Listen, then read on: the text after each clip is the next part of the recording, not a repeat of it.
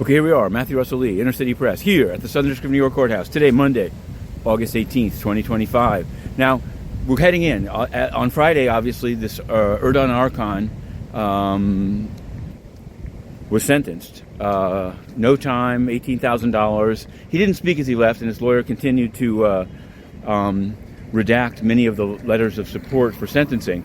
But inside the courtroom, his lawyer said this was highly abnormal to be going after his client, the Turkish businessman, when Eric Adams was dropped. And it had a certain logic, but Judge Ho didn't like it and basically implied, well, I'm not going to hold what your lawyer said against you, Mr. Arkan, but I'm tempted. Now, either I'm tempted to, or the defense thing didn't help.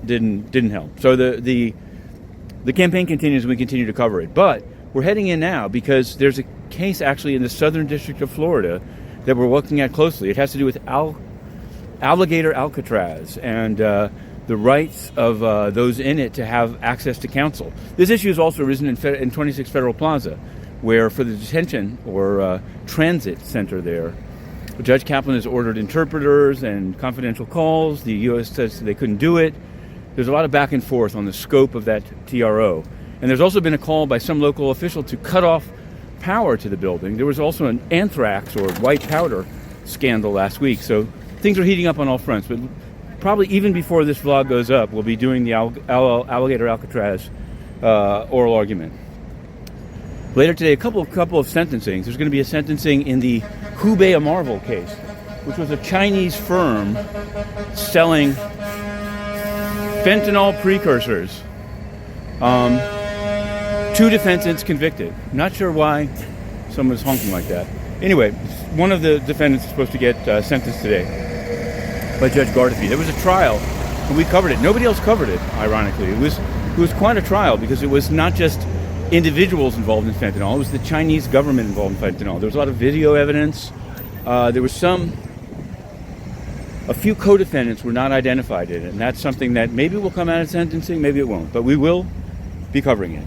Also, a bond appeal by these guys in the case of Botang. These are Ghanaian fraudsters who were extradited to the United States by Ghana after having really, according to the complaint, tricked and deceived but not only businesses and email compromise, but like romance scams, elderly, largely women, swayed by these Lotharios, these online Lotharios, draining their bank accounts and living high off the hog in Ghana.